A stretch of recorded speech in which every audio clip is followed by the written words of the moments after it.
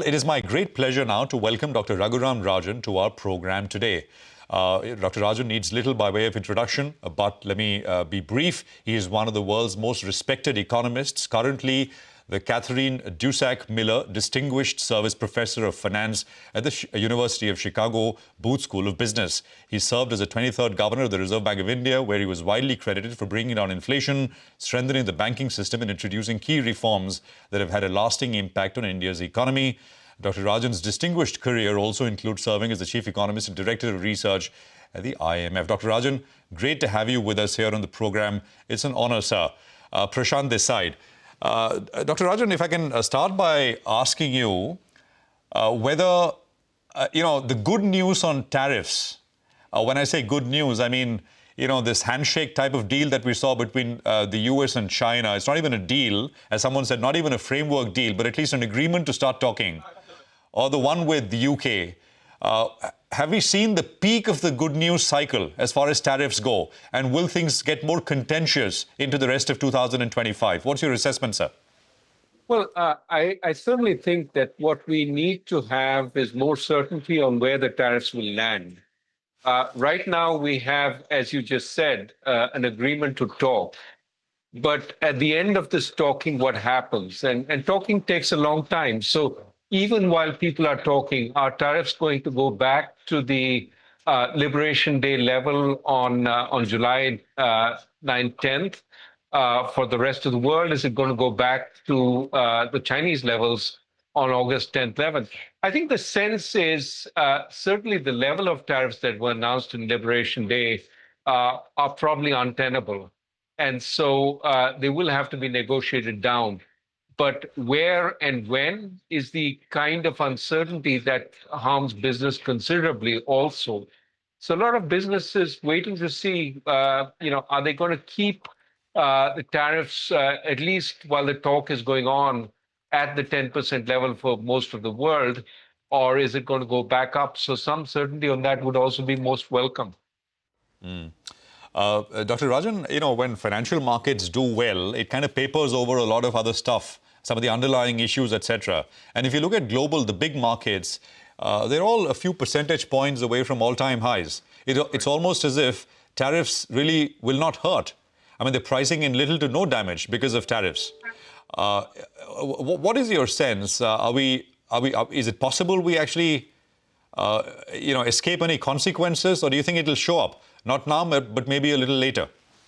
Well, there is something somewhat funny about financial markets that as far as policy goes, especially when policy is as unpredictable as in the current situation, it seems to almost be putting a probability of 1 based on the current environment persisting. So when the US raises tariffs on Europe, immediately markets react negatively. The moment there is a discussion of a pause, they react positively. So I don't think markets are really pricing outcomes effectively. They don't quite know, and they're putting a lot of weight on continuity right now. Just one more question to finish that loop. Do you think the tariffs are being used by the Trump administration as threats to negotiate, or do you think they're very ideological about this? And, as someone said, President Trump, in all likelihood, will not, this is his last term, so it's not as if he's standing for re-election. So he wants to effect change and bring manufacturing jobs, American manufacturing jobs, back to the States. So is this going to be a lasting theme throughout? Or do you think at some point, he's going to give in and then, watch the markets and the good stuff comes? What's your sense? I think the tariffs are not going to go back to the old levels.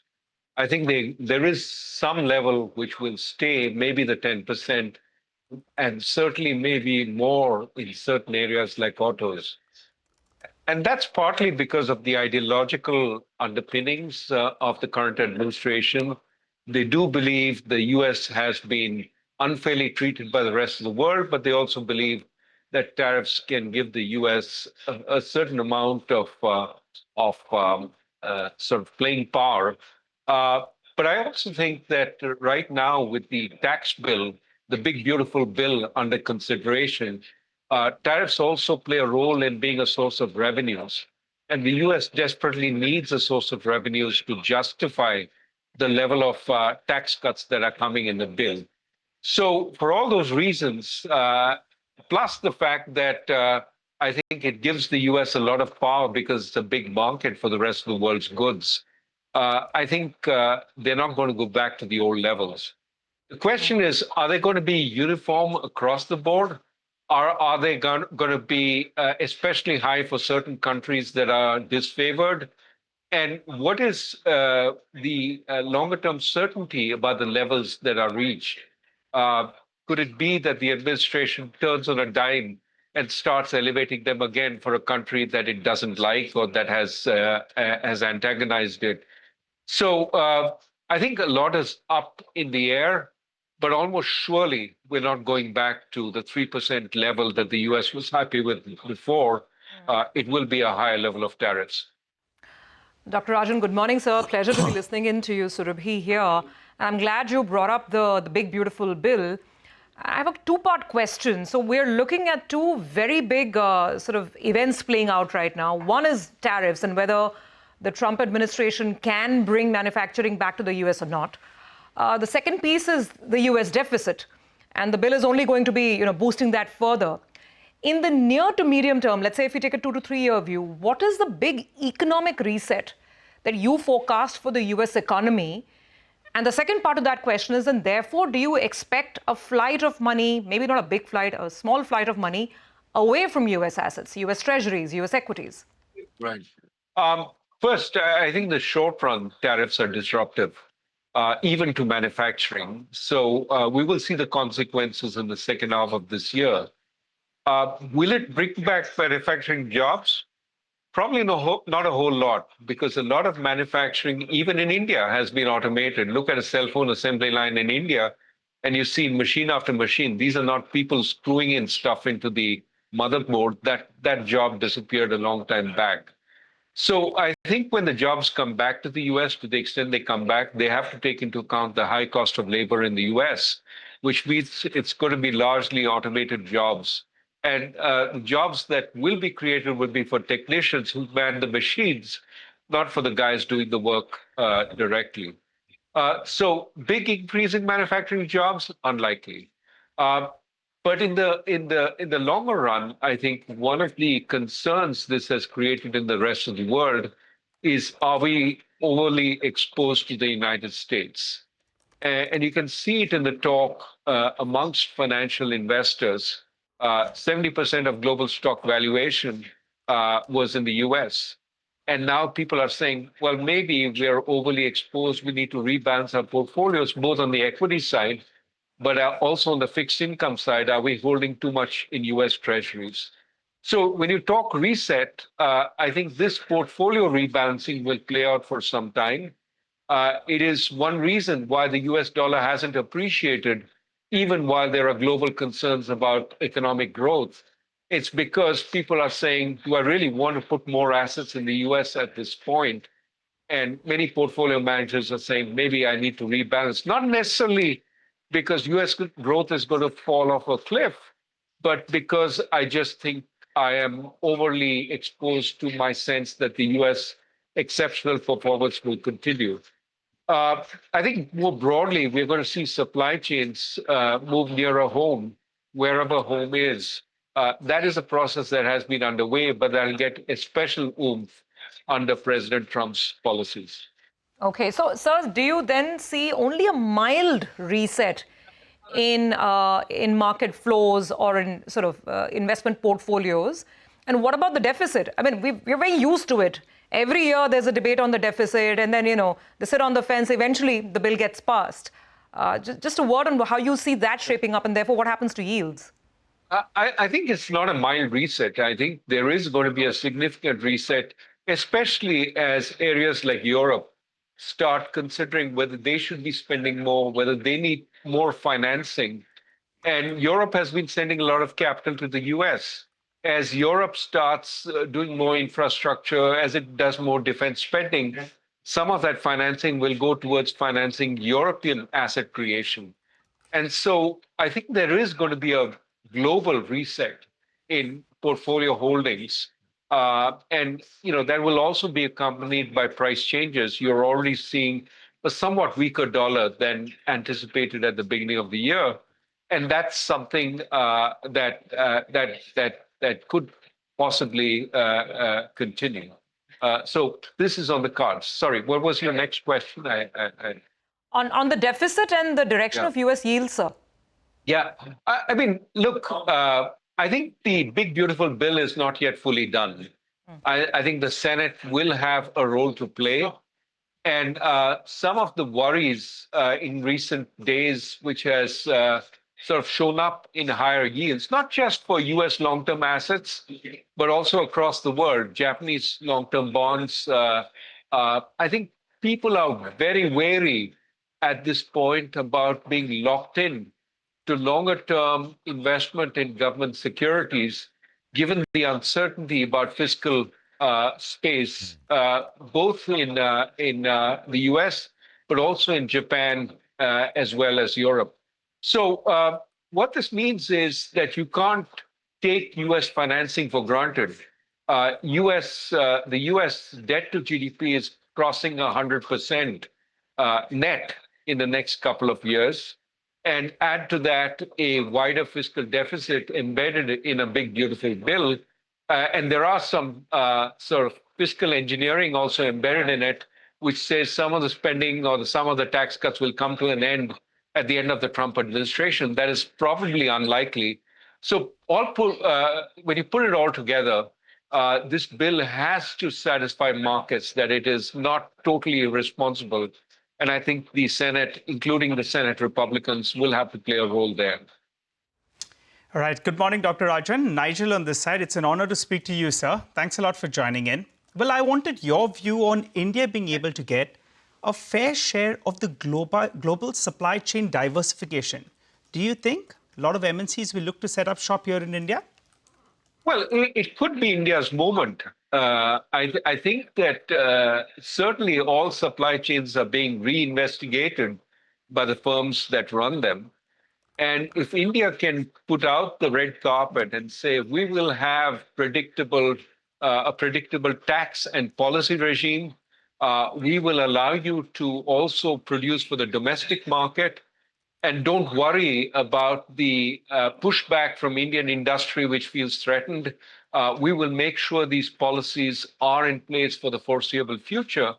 It could result in a significant increase in foreign direct investment. Of course, industrial countries don't want to see supply chains moving from China to India and not coming back into the domestic market. But if India plays its cards well and doesn't make it front and center all about subsidies, that it is about a better production environment and it offers a very viable alternative. And some of the states in India are very interested in doing this. I think if we can do that, it could be India's moment. But a lot more action is needed, and it has to be proactive, not just reactive. It is about creating a better environment in India for foreign direct investment, something we haven't paid enough attention to in the last few years. Dr. Rajan, in that context, President Trump's almost warning to Apple, that we've tolerated you making in China, but now come back home. And the iPhones that you sell in America need to be made in America. How much attention should we pay to those kind of statements? And actually, the question is, how much attention will Apple pay or other large global MNCs pay to something to things like this? Because I mean, companies have got to think beyond 4 years, right? Which is the presidential term. Right. No, I mean, it would be the rare CEO who wants to cross the Trump administration at this point. But it is a negotiation ploy, not so much ploy, but there is room for negotiation. Apple can point to all the work it's doing in the U.S. and the profits it's generating in the U.S. as a result of its creation of new designs, new intellectual property, etc., and say that the manufacturing is essential in a cheaper place so as to get Trump products out at a reasonable price to U.S. consumers, but also to consumers in the rest of the world. That kind of reasonable argument has to be made, but also it does indicate the importance of not trumpeting the fact that you're coming away from China and putting it in India, there is a lot of value to flying under the radar screen at this point and doing what you need to, but also having a frank discussion with the administration on what can be brought back and what can't. Screwdriver technology, assembly, stuff like that is going to be hard to bring back to the US. But certainly, the Apple can say that there's a lot more R&D going on as a result of its ability to sell its products across the world, and that R&D happens in Cupertino, not elsewhere in the world. I mean, global captive centers here in India has been a huge growth industry with, I think, pretty much all large MNCs here, American and otherwise. Dr. Rajan, let's talk about the trade deals themselves, right? So we've got one with the UK. The US one, I mean, we heard, I think there were some reports saying that over the next 7 to 10 days, we perhaps will get some sort of a framework deal, like an MOU, and then the actual stuff will take more time. What is your sense? I mean, on the India-US deal per se, but more also about these bilateral deals, right? Because these multilateral kind of setups, trading setups are breaking up. It's all sort of one-to-one, country to country. So just wanted your thoughts there. Well, yes, it is unfortunate that we're not really talking about a global mega deal. But what I do hope is some of these bilateral deals create the kind of momentum which lead a country to think about the bigger picture. It would not be appropriate for India just to do, tariff deals with the US while inhibiting other countries from benefiting from that. It makes sense for US industry to have the same kinds of rights that, for example, European industry has, which then benefits India because it locates production, it buys from production in the best place possible for India. So, these bilateral deals could get converted into a more multilateral deal, and that would make sense from India's perspective. Now, as you said, these bilateral deals are really, interim arrangements, a statement of principles on where the negotiations are taking place. Actual trade deals take a much longer time to negotiate, while there is an impetus to do it quickly. To dot the I's and cross the T's will take more time. But I do hope that bringing down tariffs with respect to the US gives the impetus for India to bring down tariffs more generally, and thereby reintegrating itself in global supply chains, which it has missed out on. This may be India's moment, and it should use the negotiations to advantage, not simply be driven by the incentive to protect certain segments of Indian industry, but to make Indian industry much more competitive globally and take advantage of this moment in that way. That's a strong point, a point very well made, sir, that this could be India's moment. We should not look at protecting specific pockets of industry. We should look at the bigger picture and seizing the global opportunity here. Got your point completely. So moving now to the general sense of monetary policy and regulation here. We're coming off from a phase where there was a sense being built up. There was a sense that unchecked, unsecured lending had to be regulated, and that was done by the previous governor. Since then, some of those prudential norms have been eased out, and now there's an expectation building in the market that we will be in the era of ample liquidity and perhaps big rate cuts as well. In your assessment, does India right now need that level of a monetary growth kicker? Well, I don't usually comment on Indian monetary policy. I probably know less than I should about it. But let me set it in the global context. Outside the United States, the raising of US tariffs has been a negative demand shock. There's less demand for goods produced by the rest of the world because of the US tariffs. But also, it does give countries like China, which are big manufacturers, the incentive to look for new markets, which is also going to hold down the price of goods. China is going to look to Europe, to India, to other places, which then some of the goods that are not going into the US.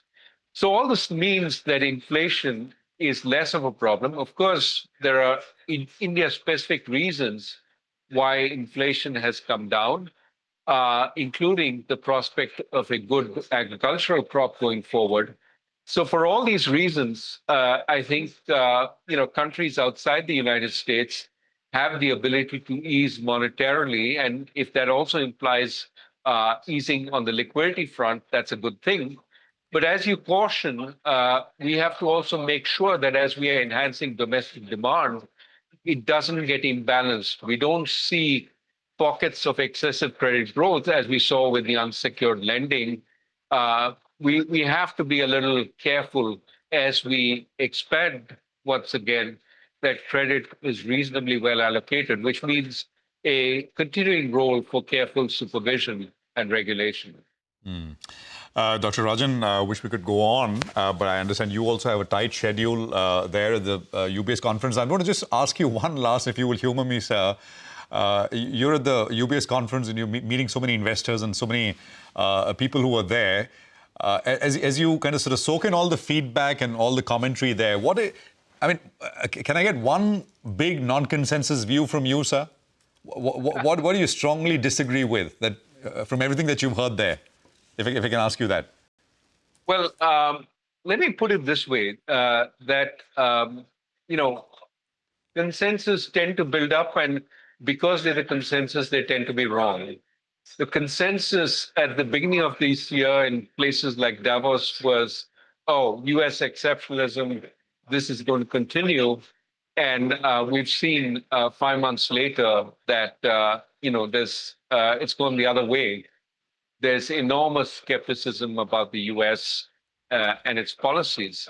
And I would say that's again, a reason to rethink that maybe, all this plays out in a reasonable way. And at the end of it, there is still some sort of faith in US exceptionalism, the innovation, the energy in the US, is still maintained, maybe at a somewhat weaker level. You won't see that in current US policy. There is a lot of ferment going on in the US. Administration is trying to do one thing, the courts are trying to do something else. Things will settle down. But if there's one consensus right now, it is everything else is moving up, the US is moving down, and maybe this consensus will prove to be wrong. It's lovely. And I think it's something we should pay attention to, and we'll keep the back of our mind when we conduct these interviews, because you're absolutely right. That seems to be the prevalent consensus view at this point in time. Dr. Rajan, we'll leave it at that. Thank you very much for taking out the time and joining us here on CNBC TV 18. It's a pleasure, sir, and hope we can do this again soon. Thank you. Thank you.